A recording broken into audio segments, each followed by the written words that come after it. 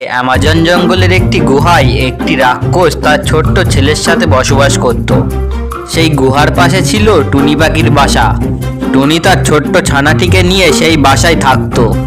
একদিন টুনির ছানা রাক্ষসের ছানার সাথে ফুটবল খেলছিল। খেলতে খেলতে টুনির ছোট্ট ছানা ফুটবলে অনেক জোরে একটা কিক মারে, আর সেই ফুটবলটি তীব্র বেগে গিয়ে লাগে রাক্ষসের ছেলের গায়ে। ফুটবলের কিক খেয়ে রাক্ষসের ছেলে গিয়ে পড়ে রাক্ষসের কোলে। তখন রাক্ষসের ছানাটি কেঁদে কেঁদে বলে, বাবা, টুনির ছানা আমাকে অনেক জোরে ফুটবল দিয়ে কিক মেরেছে এবং আমি ওর এখানে এসে পড়েছি। তুমি কোনো একটা ব্যবস্থা করো।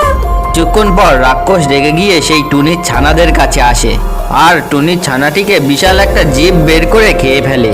টুনি তখন তার বাসায় বসেছিল এবং সে দেখলো রাক্ষসটি তার ছানাটিকে খেয়ে ফেললো। এটি দেখে টুনি সেই পরীর দেওয়া জাদু লাঠিটি বার করে এবং সেই জাদু দিয়ে রাক্ষসের পেট কেটে তার ছানাদেরকে বার করে।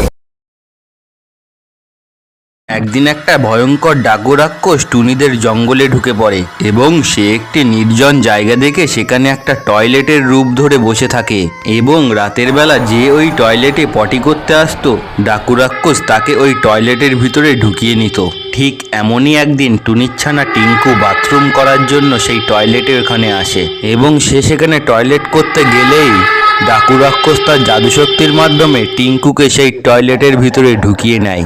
এবং অন্যদিকে টিঙ্কুর অনেক বাড়ি আসতে দেরি হচ্ছিল বলে তার মা টুনি তাকে খুঁজতে বের হয়। টুনি টিঙ্কুকে খুঁজতে খুঁজতে সেই টয়লেটটির কাছে আসে। টুনিকে দেখে টয়লেট ডাকু রাক্ষসটি তার আসল রূপে চলে আসে এবং তার জাদুশক্তির মাধ্যমে টুনিকে একটা খাঁচার ভিতরে বন্দি করে দেয়। তোমরা প্লিজ ভিডিওটি লাইক করে চ্যানেলটিকে সাবস্ক্রাইব করে দাও, না হলে আমি এই খাঁচা থেকে মুক্তি পাবো না। আর এই খাঁচা থেকে মুক্তি না পেলে আমি আমার টিঙ্কুকে বাঁচাতে পারবো না। কি রে, আমার কথা ভুলে গেলি?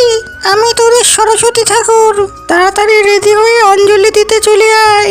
বাড়িতে একদম দেরি করিস না। আর তাড়াতাড়ি ভিডিওটি লাইক করে চ্যানেলটিকে সাবস্ক্রাইব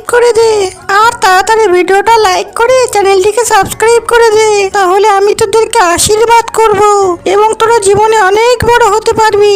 আমাদের ভিডিওটি ভালো লাগলে অবশ্যই চ্যানেলটি সাবস্ক্রাইব করে লাইক বাটনটি ক্লিক করবেন আর আপনার ভিডিও সম্পর্কিত মতামত কমেন্ট বক্সে লিখে জানাবেন।